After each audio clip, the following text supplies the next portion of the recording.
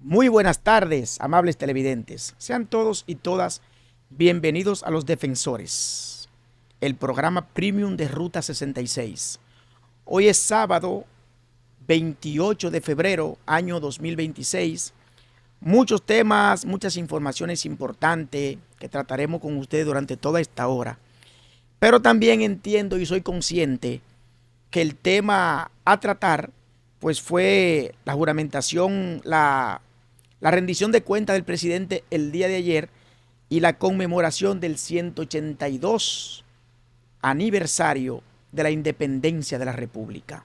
Quiero comenzar justamente por ahí. Ayer viernes, tal y como dije, se celebraron 182 aniversario de la independencia de la República, de aquella gesta patriótica encabezada por hombres y mujeres que exaltaron la dominicanidad, exaltaron la patria, exaltaron al país. Normalmente uno suele hablar de los padres de la patria: Juan Pablo Duarte, Ramón Matías Mella y Francisco del Rosario Sánchez. Pero hay que tener claro que ahí participaron decenas de hombres y mujeres, cientos de hombres y mujeres que lo dieron todo para que hoy nosotros podamos contar con una república libre e independiente de toda dominación extranjera. Pero se resaltan las principales figuras, tal y como dije, los tres padres de la patria: Gregorio Luperón, Antonio Duvergé. Se resalta también la figura de hombres como Juan Sánchez Ramírez, el mismo José Núñez de Cáceres, que tuvieron participación en todo el proceso de independentista de República Dominicana antes, durante y después del año 1844. Por ejemplo, aquí en el año 1821 se dio un evento importantísimo que se llamó la Independencia Efímera, llevado a cabo por José Núñez de Cáceres, y se llamó efímera porque tuvo un periodo de corto, muy tiempo, pero ya la intención se había gestado. 20 años antes, la intención se había gestado de contar con una república dominicana libre e independiente de toda dominación extranjera. Pero tal y como cito, 182 años después, donde un puñado de jóvenes encabezado por Juan Pablo Duarte decidió ponerle fin a 22 años de dictadura. 22 años de dictadura del dominio haitiano, de subyugarnos, de reprimirnos, de vivir prácticamente en la clandestinidad, de vivir prácticamente con un bozal puesto en la boca, porque el dominicano prácticamente vivía subyugado. Pero un joven nacido en el año 1813, 26 de enero, decidió ponerle fin a todo este proceso de maltrato, a todo este proceso de oprobio, a todo este proceso de momentos amargos por el que vivía el pueblo dominicano en ese momento. Hijo de Juan José Duarte y doña Manuela Díez. Juan José Duarte, de nacionalidad española, y doña Manuela Díez, su madre, de aquí del Ceibo, pero también de nacionalidad española, lo que significa que Juan Pablo Duarte era prácticamente descendiente directo de españoles. Ese muchacho, digo muchacho porque siendo un niño, los maestros de Juan Pablo Duarte le decían a Juan José, el papá de Juan José Duarte: Juan José, ese muchacho tiene mucho vuelo, ese muchacho tiene mucha capacidad, tú deberías pensar en la posibilidad de enviar a ese joven a estudiar fuera, en el extranjero. Y teniendo Duarte entre 13 y 15 años, lo envían a Francia y a España a estudiar. Pero en el trayecto debía hacer una escala en New York. ¿Qué pasó en ese barco donde Duarte se dirigía a Estados Unidos con destino final Francia y España? Hubo un evento importante que marcó a Juan Pablo Duarte. Hubo un evento trascendental que marcó a Juan Pablo Duarte, y según sus biógrafos, por testimonio del mismo Juan Pablo Duarte, A partir de ahí, ese evento que lo marcó realmente redefinió los objetivos de Duarte. ¿Qué pasó? El capitán del barco le dijo a Juan Pablo Duarte, mirándolo de frente a los ojos, un muchachito de 15 a 16 años, y es que a ustedes no les da vergüenza, es que ustedes no tienen carácter. No hay un hombre en ese territorio que ustedes se dejan subyugar y pisotear de los haitianos de manera abusiva e inclemente. Ustedes son unos gusanos. A partir de ese momento, Juan Pablo Duarte, en su trayecto, dice que nunca pudo olvidar esas palabras bochornosas por parte de ese capitán, que al contrario, en vez de afligirlo, en vez de deprimirlo, fueron el combustible que inspiraron a ese joven convertido después en hombre. Y miren en qué terminó ese bochorno. Los hombres de pensamiento lúcido no se dejan amilanar. Los hombres de pensamiento lúcido tienen un objetivo definido, un norte definido, y Juan Pablo Duarte siempre lo tuvo. Cuando llega a Europa, primero a España, luego a Francia, se encuentra con una Europa en un proceso de efervescencia. Había pasado la Revolución Francesa del año 1789 y estaba en el proceso, en el apogeo de la Ilustración, la era de la Ilustración. Se fue uno de los grandes logros de la Revolución Francesa. La Revolución Francesa parió primero la Carta de los Derechos Humanos y después este proceso de ilustración. El proceso de ilustración lo que suponía era que el ser humano debía pensar por sí mismo, debía innovar, debía inventar, debía sustentarse en la ciencia. Porque antes de eso el ser humano, se sustentaba mucho en la fe, en el tema de la divinidad. Inspirado por hombres de la categoría de Jean-Jacques Rousseau, de Danton, de Robespierre, de Jean-Jacques de la Guillotin y Duarte, entonces ve un continente florecido, rebosante de democracia, donde la gente podía expresarse libremente y donde la gente podía realizar sus actividades normales, consuetudinarias, de una forma abierta. Duarte retorna al país en el año 1838.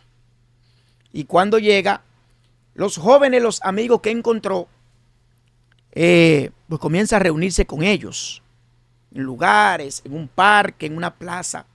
Y una señora de nombre Josefa Pérez de la Paz, doña Chepita, le dice a Juan Pablo Duarte: Juan Pablo, aquí está mi casa, reúnete con esos jóvenes, reúnete con esos muchachos, háblale de qué viste en el viejo continente, háblale de qué viste en España, de qué viste en Francia, oriente esos jóvenes. Comienza a reunirse con ellos, comienza a conversar, comienza a sostener conversaciones sobre democracia, sobre institucionalidad, sobre gobierno, sobre ayuntamiento. Imaginen ustedes, en este país prácticamente esto no era un país.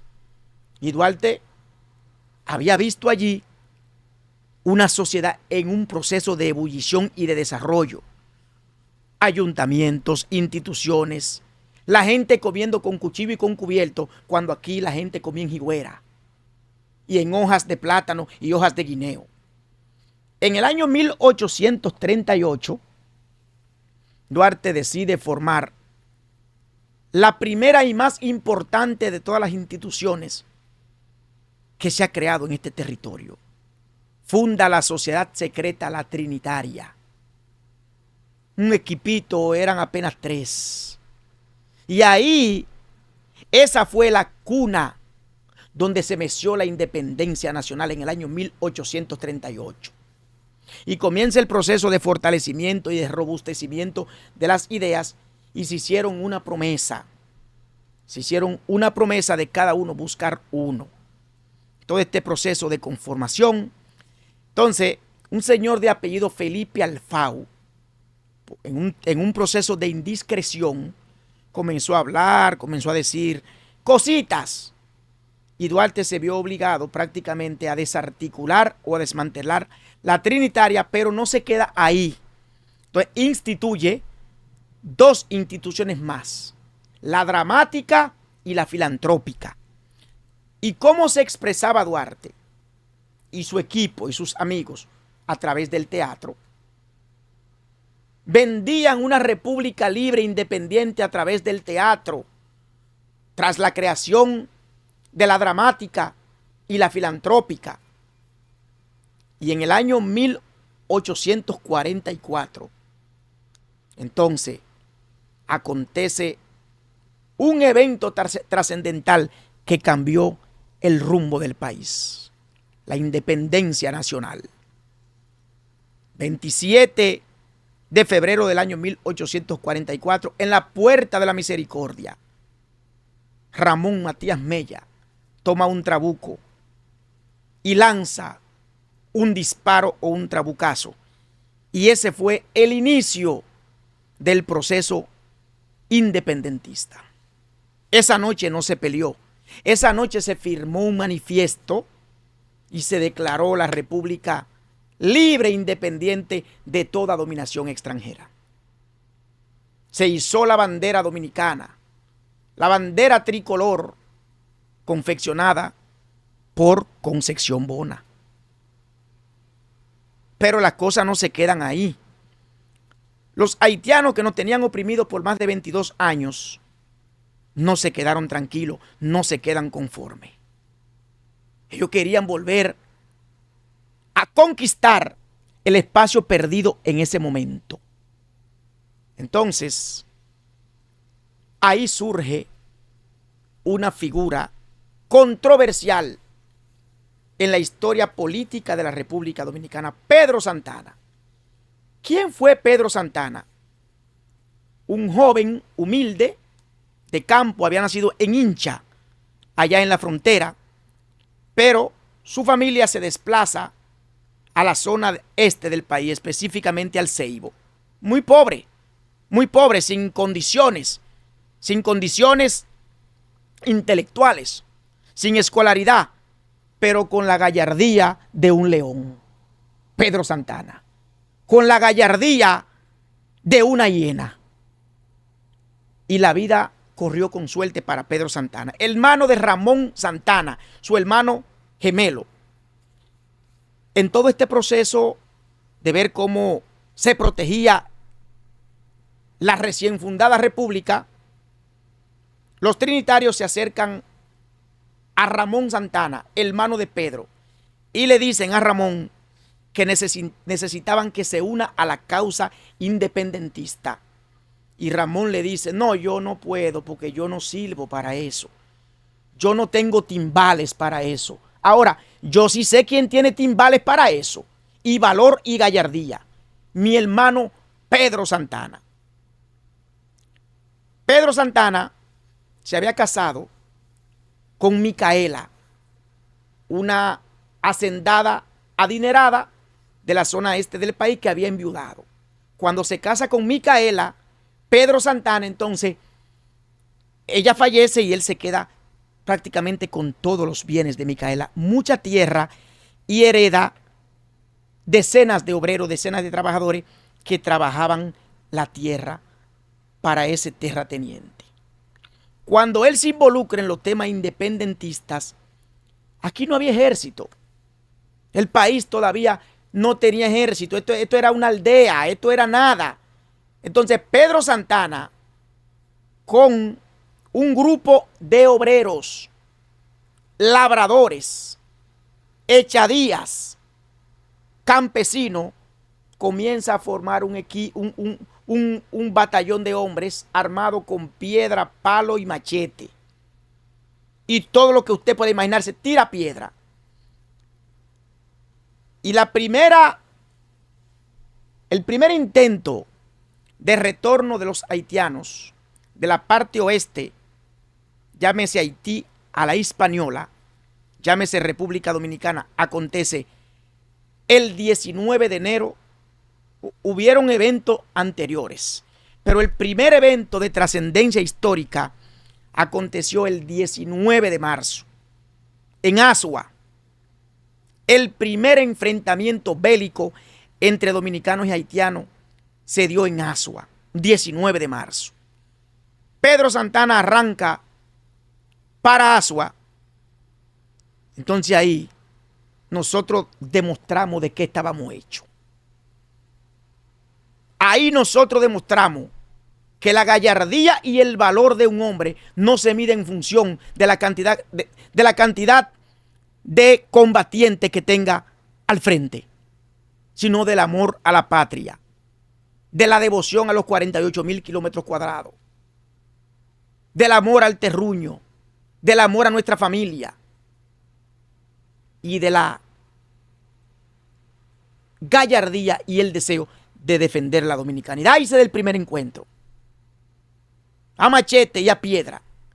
Y un ejército de campesinos que no eran soldados entrenados, de 4.000 hombres, vencimos a un ejército de más de 14.000 hombres.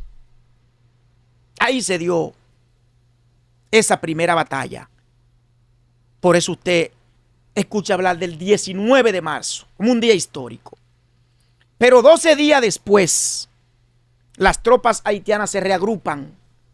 12, 13 días después. Y el 30 de marzo, entonces en Santiago, en la zona de Santiago, acontece un segundo enfrentamiento bélico, de machete y de piedra. Y ahí participaron otros actores. Antonio Duvergel, centinela de la frontera. Haití tenía hombres como Francisco Soñé y demás hombres y mujeres valientes. Viene un proceso de tregua, viene un proceso de paz y Pedro Santana es juramentado como presidente de la República. Se lo ganó, no importa lo que usted quiera decir. Se lo ganó porque tuvo la determinación, tuvo la gallardía de estar al frente de un batallón de campesinos que venció a miles de soldados haitianos.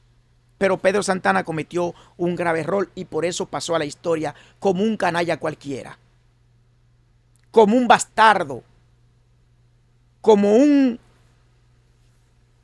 ¿qué decir? Como una basura. Fue al zafacón de la historia. Porque después de tanto esfuerzo y tanto sacrificio, entonces introdujo una cláusula, un artículo en la Constitución de la República, el artículo 210, que le daba derecho plenipotenciario y libre albedrío para que él actúe en la dirección que él entendiese. ¿Sabe qué pasó? Fusiló a Sánchez. Fusiló a uno de los padres de la patria. Fusiló a la hermana de Sánchez, a María Trinidad Sánchez, y fusiló a los hermanos Puello. Y no solo que los fusiló, desterró a Duarte a Venezuela. Y comenzó una cacería con los trinitarios y con los jóvenes de Luce, que terminó en el odio y terminó en todo ese proceso de, diría yo, de desamor a Pedro Santana. Duarte desterrado a Venezuela. Las familias de Duarte se habían ido antes a Venezuela, sus hermanas básicamente. Y cuando Duarte llega allí, pues Duarte era uno cualquiera. Duarte era uno cualquiera. Murió en julio del año 1876 en la indigencia. Duarte murió pobre, murió tuberculoso, murió enfermo. Pese a que he visto a algunos historiadores diciendo que Duarte no murió en la pobreza porque su familia en Venezuela tenía fábrica de vela, su familia. Y quien tenía en ese momento una fábrica de vela era sinónimo de que no era pobre. Lo enterraron en la entrada, de un cementerio. Y era sinónimo de que no era pobre, de que tenía cierto poder, cierto prestigio social. Y circuló la información en los principales periódicos de Venezuela. Pero murió en la pobreza después de haberlo dado todo por la República, por la dominicanidad. Después de que un muchachito de entre 15 y 22 años, 23 años, decidió poner en acción un proceso independentista que terminó con lo que usted está viendo y está percibiendo hoy, una república independiente, una república libre de toda dominación extranjera. 182 aniversario de aquella gesta histórica, de sangre, de lucha, de fuego, de machete. Después Pedro Santana, Buenaventura Báez, quisieron anexar la república a España, pero en ninguno de los casos le fue permitido, porque entonces ahí viene el tema de la restauración.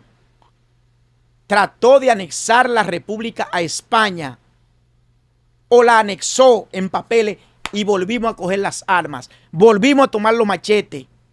Entonces ahí había un tronco al frente del combate de batalla, Gregorio Luperón, la cuarta espada, y volvimos a vencerlo. Y no nos conformamos con eso, y entonces Buenaventura Báez vuelve a tratar de anexar la República Dominicana, y el pueblo tampoco se lo permitió, porque nos levantamos en arma. De ahí vino un proceso de paz, vino un proceso de sosiego, pero vuelve el proceso de inestabilidad en República Dominicana, y nuevos dictadores, nuevos sátrapas, entonces toman el sartén por el mango y vuelven a controlar el país, como el caso de Ramón Cáceres primero, luego Ulises Herop Lilí, luego gobiernos efímeros, hasta que llega entonces Horacio Vázquez, y dura 6 años en el poder. Horacio Vázquez, mínimamente el país experimentó desarrollo. El ahijado, el padrino de Trujillo, que fue Horacio quien prácticamente lo enroló, lo enlistó en la intervención norteamericana del año 1916, que estuvimos invadidos por los norteamericanos del año 1916 a 1924. Entonces, en ese proceso, Trujillo era un muchacho joven, de baja escolaridad, de poca formación. Había nacido en San Cristóbal en el año 1891. Y hay un libro interesantísimo del psiquiatra que se llama Trujillo visto por un psiquiatra. Interesante, donde narra la historia de Trujillo de niño hasta que prácticamente se enroló al ejército, y todo este proceso de dictadura y de tiranía en que vivió República Dominicana. Desde pequeño mostró dotes de liderazgo, pero también dotes de pillo, porque a los 11 años, Rafael Leonidas Trujillo tuvo una banda llamada Los Pepitos, que robaba en los patios en San Cristóbal. Escucha esto, Dixon, que usted, lo más joven, tiene que escuchar todo eso. Trujillo, entre los 10 y los 12 años, tiene una banda llamada Los Pepitos, que robaba cubeta, cuchara, caldero, chivo y todo lo que usted puede imaginarse en los patios ajenos. Pero era un muchacho que se enfermaba con mucha regularidad. Entonces a Trujillo lo cría su abuela. A Trujillo lo cría su abuelita. Le dio tifo a esa edad. Fue un muchacho hasta cierto punto que se crió en ese tipo de ambiente, apoyado, consentido. Y ya a la edad entre 16 y 17 años, entonces comienza a andar los pasos de Petán Trujillo, su hermano. Yo le estoy haciendo ese recorrido desde el año 1844 a la fecha, para que ustedes vean por todos los procesos que ha tenido que pasar la República Dominicana hasta tener la estabilidad y los niveles de democracia que experimentamos hoy. Ha sido un camino largo y arduo. Entonces, Trujillo, ¿cómo se enrola Trujillo en la milicia? Se enrola en la primera intervención norteamericana. ¿De qué manera? Tenía una hermana prostituta una de las hermanas de Trujillo era prostituta y esa muchacha, me parece que se llamaba Nieves, si la memoria no me falla. Ella le dijo a uno de los americanos con los que se acostaba: mira, yo quiero que tú me ayudes a que mi hermano, muchacho con muchas condiciones, se enrole en el ejército. Y así se enrola Trujillo al ejército.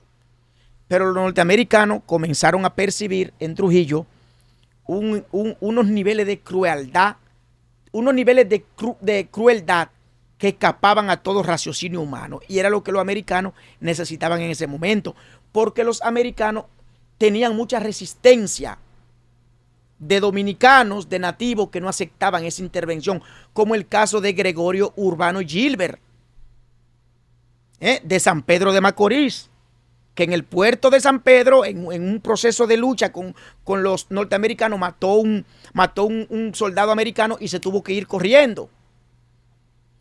¿Y cómo se enrola? Bajo ese esquema delictivo, bajo el esquema de ser un matón de los norteamericanos, y le dan su primera tarea. A Trujillo le dieron una primera tarea y pasó con 100. Los dominicanos que andaban en los montes, en las praderas, en las montañas, fueron bautizados con un nombre que era para detractarlo y proyectarlo ante la ciudadanía como delincuente.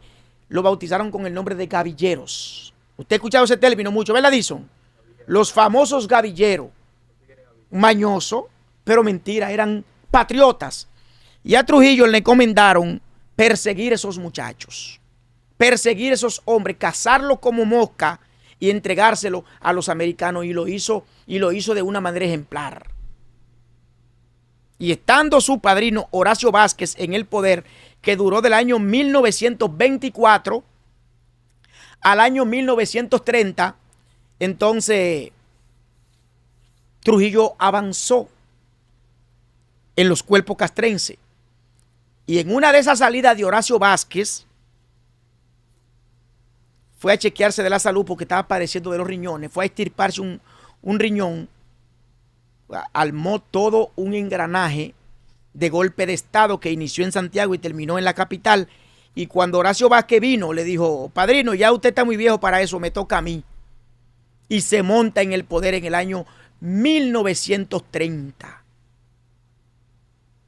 Se encarama Trujillo en el poder en el año 1930. La historia es bien sabida. Los mayores crímenes, las mayores torturas, los mayores atrocinios contra el pueblo se cometieron en la era de Trujillo y subsiguiente en los 12 años de Balaguer. Crímenes tan horrendos como el de Manuel Arturo Peñavalle. Crímenes tan horrendos como el de Ramón Marrero Aristi. Crímenes tan horrendos como el de las hermanas Mirabal. Tabito de la Maza. Esa historia es larga. Es una historia amplísima. Entonces, cuando mata a las hermanas Mirabal, este fue el principio del fin de la dictadura de Trujillo. Porque antes, en el año 1957, había asesinado a Carlos Castillo Armas, presidente guatemalteco. Y en el 60 intentó asesinar a Rómulo Betancourt. Entonces, mata a las Mirabal posteriormente. 25 de noviembre del año 1960, mata a las Mirabal, la asesina. Entonces los americanos dicen: no, pero aquí hay un tema, nosotros no podemos permitir que ese hombre siga gobernando este país bajo esos esquemas. Y le cayó la Organización de Estados Americanos encima, y le cayeron otros países encima, el caso de Venezuela. Comenzaron a fustigarlo. Tenía problemas con Fidel, tenía problemas con otros gobernantes, pero cometió un error grave. Trujillo trató de financiar y de imponer presidente en otros países, y Estados Unidos no permite eso. Instalar plantas radiales en otros países para que su voz, para que los tambores de su dictadura traspasen la frontera de la República Dominicana, traspasen más allá de los 48,000 kilómetros cuadrados. Y un grupo de hombres encabezado por Antonio de la Maza. Antonio de la Maza. Ahí estuvo Pedro Livio Cedeño, Pedro Livio Cedeño, Roberto Pastoriza, Tunti Cáceres, Antonio Inver Barrera, el teniente Amado Guzmán y demás. Entonces deciden empantalonarse. Salvador Estrella Sadalá se deciden empantalonarse. Y el 30 de mayo del año 1961 le ponen fin a 30 años de dictadura. Le ponen fin a 30 años de sufrimiento. ¡Wow! Murió el tirano. Cayó abatido en lo que hoy usted conoce como la 30 de mayo, la George Washington, esa zona del malecón. Una efervescencia. Gente llorando porque Trujillo era odiado y amado. Odiado por muchos y amado por otros. Viene un proceso de reconfiguración política a partir del año 1961, pero ya en el año 1939, antes, había llegado el PRD a la República Dominicana, formar la estructura partidaria. Juan Bosch, desde Cuba, desde el exilio, funda el PRD. Con Juan Bosch a la cabeza, y viene una comisión, Juan Bosch no podía entrar al país, encabezada por don Ángel Miolán, y se establece el PRD como partido político en República Dominicana. Y luego de la muerte de Trujillo, en el año 1962, se celebran las primeras elecciones libres en República Dominicana y sale triunfante el PRD, encabezado por el profesor Juan Bosch. Se instala en el poder el profesor Juan Bosch en el año 1963 y dura apenas 7 meses. Cuando se instala en el poder, tal y como digo, inició un proceso de reforma, diría yo, fue muy rápido, muy acelerado. Y eso lastimó al empresariado, y la Iglesia Católica se le fue en contra porque lo tildaban de comunista, cosa que no era verdad al profesor Bosch. Y le dieron un golpe de Estado en noviembre del año 1963, si no me equivoco. Promovió reformas como eliminar el latifundio e introducir el minifundio. Latifundio, grandes cantidades de terreno en manos de una sola persona. Minifundio, dividió las tierras y le comenzó a dar parcelas a los dominicanos para que los dominicanos comiencen a vivir, a sembrar, a cultivar y a llevar un estilo y un nivel de vida distinto, pero el empresariado no se lo permitió y fue derrocado. Y ahí viene un gobierno de facto encabezado por Donald Rick Cabral. Pero eso no se quedó ahí. El pueblo dominicano se quedó con el pensamiento, se quedó con la idea de que el golpe de Estado del 63 no podía quedarse así, no podía pasar desapercibido. ¿Y qué produjo el golpe de Estado del año 1963, 2 años después? La Revolución de Abril del año 1965. El pueblo volvió a tomar las armas. El líder de la revolución, Rafael Tomás Fernández Domínguez, que tuvo que salir del país porque Balaguer lo exilió, pero fue quien gestó, fue quien sembró la semilla de una revolución para retornar al profesor Juan Bosch al poder, que fue derrocado en el 63. Y al ser desterrado, enviado al exilio, entonces emerge otra figura de trascendencia nacional, con un liderazgo probado, el coronel de Abril, Francisco Alberto Camaño Deñó, y lidera todo el proceso de revolución. La revolución estalla en abril, 24 de abril del año 1965, la capital, el país estaba encendido, en llama. Un hombre negro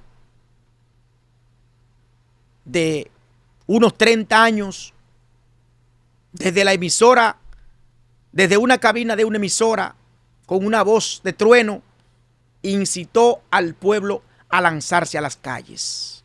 Vamos a defender la patria, vamos a defender la dominicanidad. José Francisco Peña Gómez fue el combustible que corrió como la gasolina en el pueblo dominicano. La gasolina corría y José Francisco encendió el fósforo. Y estalla la Revolución de Abril del año 1965. Y Camaño lidera. Y de un lado Camaño con los constitucionalistas y de otro lado Elías Wessing y Wessing, la cefa. Sí se enfrentaron esos dos grupos, uno a favor del pueblo y otro a favor de sus intereses, de los norteamericanos. Y el 28 de abril, 4 días de guerra, de plomo, de tiro, de lucha, en los pueblos, en la calle, en los valles, en las montañas. El pueblo resistió hasta el 28. Y el 28 de abril del año 1965, entonces, los Estados Unidos, presidente Lyndon B. Johnson, desplegó 42,000 marines en territorio dominicano. Y eso, en vez de debilitar al pueblo, eso en vez de amilanar a los dominicanos, entonces unificó al pueblo contra el extranjero, contra el yanqui. Porque entonces dijimos, como sociedad, vamos a pelear con el de fuera. Vamos a unificarnos en torno al que viene a invadirnos. Entonces ahí la revolución se aviva. Y otros sectores de la sociedad dominicana, entonces, se unen por una causa justa, por el restablecimiento de la democracia en República Dominicana, y comenzaron a formarse grupos en todos los sectores de Santo Domingo. Grupos de apoyo a la revolución. Y emergen nuevas figuras. Y emergen nuevos hombres que jugaron papeles estelares, como el caso de Monte Arache, al frente de los Guardias Rana, y el mismo Fafa, doña Piqui Lora, y una pleyade de hombres y mujeres que decidieron luchar una vez más por la democracia y por la libertad en República Dominicana. Ese fue el último enfrentamiento bélico, el último proceso intervencionista que tuvimos como sociedad. Pero vea usted, no voy a hablar de la muerte de Rafael Tomás Fernández Domínguez porque el tiempo no me daría. Después de haber luchado tanto y derramado tanta sangre, entonces se restablece la democracia. Viene un acuerdo entre los constitucionalistas y el gobierno norteamericano. Un acuerdo firmado por la OEA, y se convocan a elecciones libres en República Dominicana, y resulta electo en el año 1966 el doctor Joaquín Balaguer. Balaguer asume por primera vez en el poder en el año 1966. La República Dominicana comenzó a vivir momentos de libertad, entre comillas, pero entonces iniciaron los 12 años de Balaguer. Un proceso también difícil para la juventud. Un proceso difícil para aquellos que tenían una mente quizás avanzada para su tiempo, liberal, jóvenes estudiantes, que no querían dictadura, que no querían vivir subyugado. Y es verdad que Balaguer transformó la República Dominicana, transformó el Estado, construcciones, avenidas. El país comenzó a respirar otros aires, pero eso arrastró consigo muchos asesinatos, muchos crímenes que hoy son imborrables e imperecederos en la mente, en el pensamiento y en el corazón del pueblo dominicano. Balaguer mató muchos jóvenes. Hay quienes quieren decir que eso no fue Balaguer, que eso fueron los norteamericanos, porque los norteamericanos no podían permitir que en los demás países latinoamericanos se instalen dictadores comunistas, como el caso de Cuba, como el caso de Nicaragua, como el caso de Panamá y así sucesivamente. Murieron jóvenes de la talla de Amin Abel. Amin Abel Hasbún. Le dieron un tiro en la nuca con una 45 en su casa. Fueron a tocarle la puerta. Y cuando él abrió, los guardias irrumpieron. Y tenía a su niño cargado entre los brazos y le descargaron una 45 en la nuca frente a su esposa. Ahí estuvo, que el pueblo dominicano debe conocer eso. Tucídides Martínez, hermano de Orlando Martínez, fue el fiscal que allanó la casa de Amin Abel a las 6 de la mañana. Pero murió Otto Morales. Murió Maximiliano Gómez, que aunque murió en el papá de Guido Gómez Mazara, el Moreno le decían, esposo de doña Carmen Mazara, murió en Bélgica. Lo envenenaron a través del ducto del aire acondicionado. Fue Balaguer, fueron norteamericanos. El gobernante era Balaguer. A mí no me vengan con historias tristes. Murieron los palmeros. 4 o 5 jóvenes encabezados por Amaury Aristi Germán ahí en una cueva en las Américas. Lo ametrallaron como si se tratase de delincuentes. Y muchos jóvenes más. Balaguer pierde las elecciones y se cierra un ciclo de los 12 años de Balaguer. Entonces vienen los 8 años del PRD. Se instala en el poder en el año 1978 Antonio Guzmán Fernández. Ahí sí fue verdad que llegó la libertad y se fortaleció y se aperturó aún más el país. Comenzaron a soltar los presos políticos y se comenzó a respirar aire de democracia real a partir del año 1978.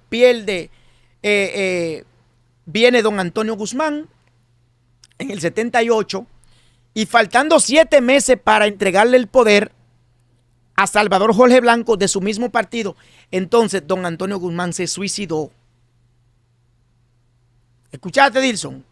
Antonio Guzmán se pegó un tiro en la cabeza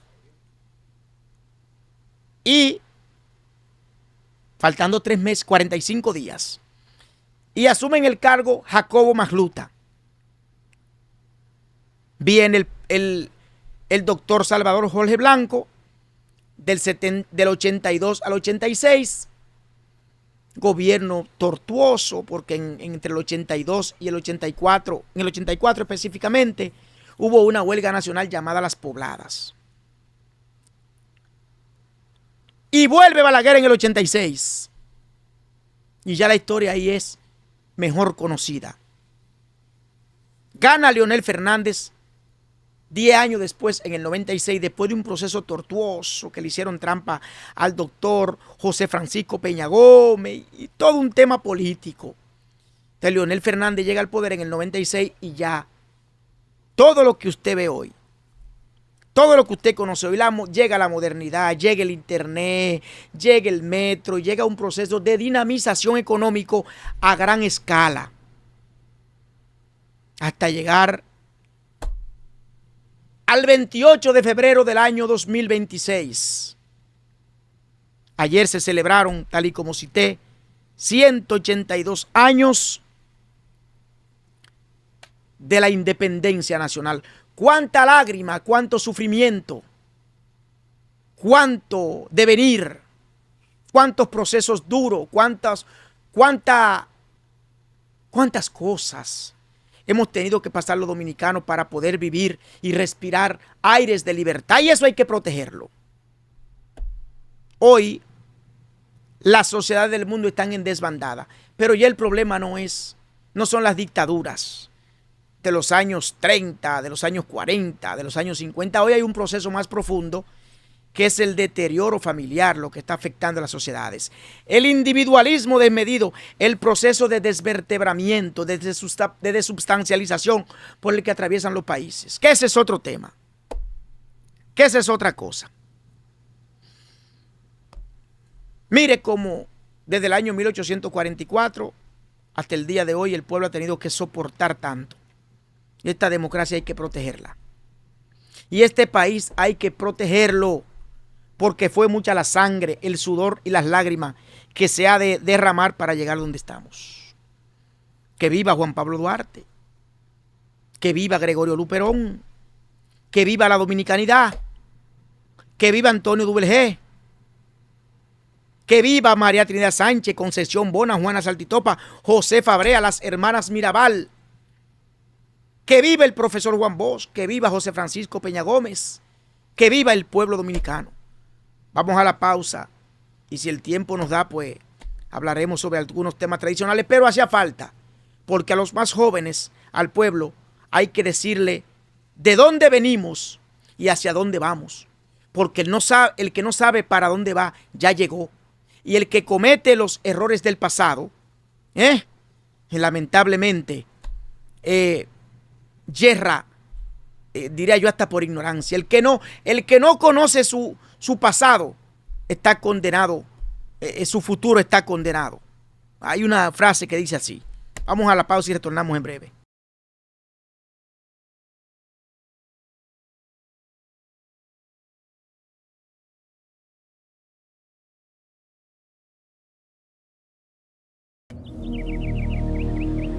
Aquí, en la escuela, aprendiste que un grupo de valientes nos devolvió la libertad aquel 27 de febrero de 1844. Héroes, superhéroes de la vida real, que siempre que intentaron quitarnos la soberanía, vencieron una y otra vez. Por eso diariamente seguimos honrando a la patria, con el amor que nuestros héroes sembraron, dando siempre lo mejor de nosotros, para convertirnos en dominicanos al 100. Ministerio de Educación de la República Dominicana.